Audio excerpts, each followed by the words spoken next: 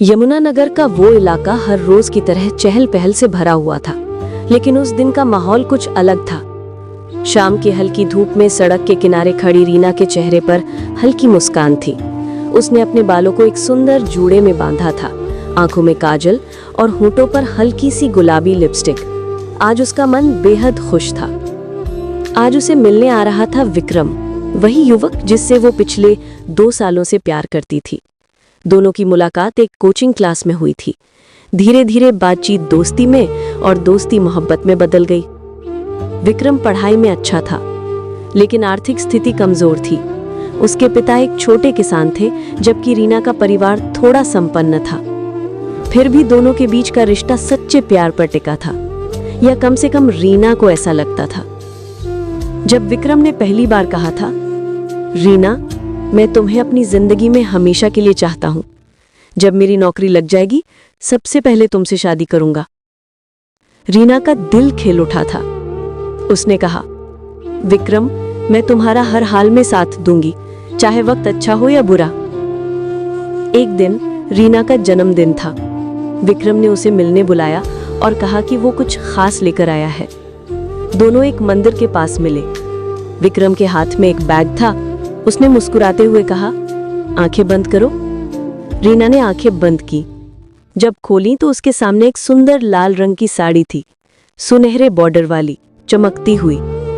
ये तुम्हारे लिए है, विक्रम ने कहा, और आज मैं तुम्हें अपनी पत्नी मानता हूं।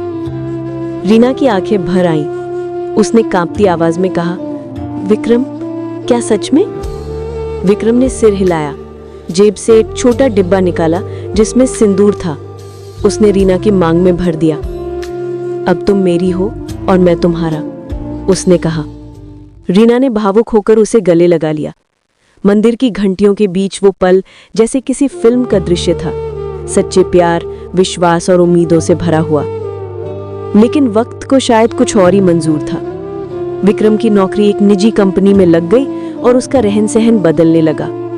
उसने नए लोगों से मिलना शुरू किया, खासकर एक लड़की, नेहा, जो उसी कंपनी में काम करती थी। रीना को पहले तो इन सब बातों पर भरोसा नहीं हुआ। उसने सोचा, विक्रम अब व्यस्त है, इसलिए बात नहीं कर पा रहा।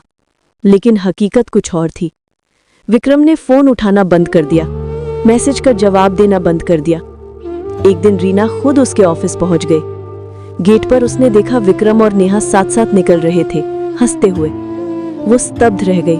उसकी आंखों में आंसू आ गए, लेकिन उसने अपने आप को संभाला। विक्रम, उसने आवाज लगाई।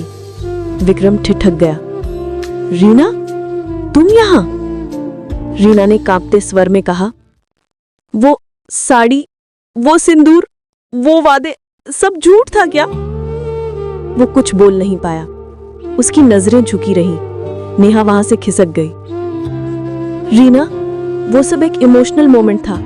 हम दोनों बहुत छोटे थे। अब जिंदगी आगे बढ़ गई है। मैं शादी नहीं कर सकता तुमसे, उसने धीमी आवाज में कहा। रीना को ऐसा लगा जैसे उसके पैरों के नीचे से जमीन खिसक गई हो। रीना घर पहुंची तो रोती रही। मां ने पूछा क्या हुआ, लेकिन वो कुछ नहीं बोल सकी। रात भर उसे नींद नहीं आई। हर बार वही दृश्य आंखों में घूमता रहा, साड़ी, सिंदूर, मंदिर की घंटियां और विक्रम के झूठे वादे। अगले दिन उसने हिम्मत जुटाई और विक्रम को कॉल किया। तुमने जो किया वो धोखा है विक्रम। तुमने मेरे साथ शादी का वादा किया था। विक्रम ने ठंडे स्वर में कहा। रीना, प्लीज ड्रामा मत करो। वो कोई शादी नहीं थी, बस एक इमोशनल मोमेंट था। ये सुनते ही रीना का दिल जैसे चकनाचूर हो गया। कुछ दिन तक वो डिप्रेशन में रही, खाना पीना छोड़ दिया। लेकिन फिर उसने ठान लिया कि अब वो चुप नहीं बैठेगी। रीना ने अपने परिवार को सब बताया। पहले तो सभी हैरान रह गए, लेकिन जब उन्होंने रीना की मांग में भरे सिंदूर की तस्वीरें और साड़ी दिखाई, तो सबको यकीन हो गया कि ये कोई सामान्य मामला नहीं है। वो थाने गई और दुष्कर्म और धोखे का मामला दर्ज कराया।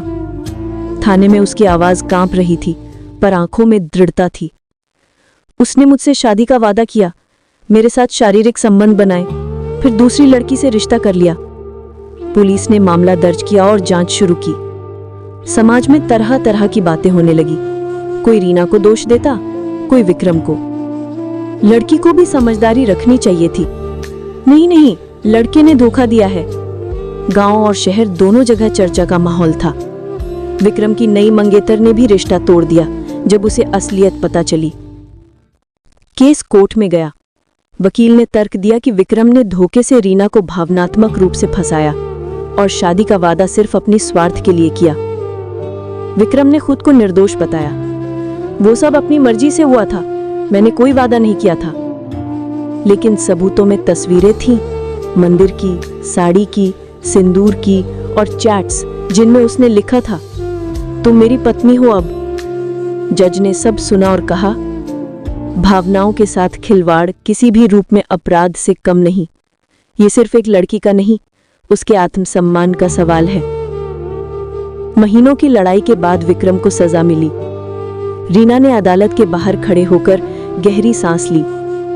वो अब पहले जैसी नहीं थी। उसकी आंखों में आंसू नहीं थे, उनमें आत्मविश्वास था। मीडिया के कैमरे उस पर फोकस हुए। किसी ने पूछा, अब आप क्या करेंगी? रीना ने मुस्कुराते हुए कहा, अब मैं उन लड़कियों के लिए आवाज उठाऊंगी जिन्हें ऐसे वादों के नाम पर धोखा दिया जाता है। प्यार अगर सच्चा है तो वादे निभाए जाते हैं, तोड़े नहीं जाते। उसने अपनी साड़ी ठीक की, वही लाल साड़ी जिसे कभी विक्रम ने दिया था, लेकिन अब वो साड़ी किसी धोखे का प्रतीक नहीं बल्कि उसकी ताकत का प्रतीक थी। रीना ने अपने जीवन को नया मोड़ दिया। उसने एक एनजीओ शुरू किया जहां वो ऐसी पीड़ित महिलाओं की मदद करने लगी जो प्यार में ठगे गए थे। रीना की कहानी अब सिर्फ उसकी नहीं रही, ये एक उदाहरण बन गई। लोगों ने समझना शुरू किया कि किसी के साथ शादी का वादा करके उसे छोड़ देना सिर्फ धोखा नहीं, एक अपराध है। समाज धीरे धीरे बदलने लगा। रीना अब अक्सर सेमिनारों में जाती, कॉलेजों में लड़कियों को समझाती, अपना आत्मसम्मान सबसे ऊपर रखो, किसी के झूठे वादों पर खुद को मत तोड़ो।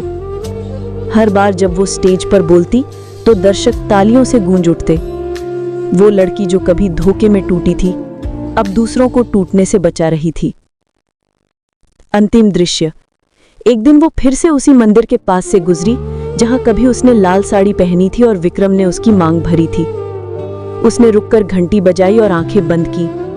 मन में कोई गुस्सा नहीं था, बस शांति थी। वो बोली, धन्यवाद भगवान, तुमने मुझे दर्द दिया ताकि मैं दूसरों का दर्द समझ सकूं। सूरज की किरणें उसके चेहरे पर पड़ी और साड़ी की लाल चमक जैसे नई जिंदगी की शुरुआत का प्रतीक बन गई। साड़ी दी थी, मांग भी भरी थी, पर धोखे का रंग कभी नहीं छिपता। रीना ने अपने दर्द को अपनी ताकत बना लिया और दुनिया को सिखा दिया कि सच्चा प्यार निभाया जाता है, निभाने का नाटक नहीं।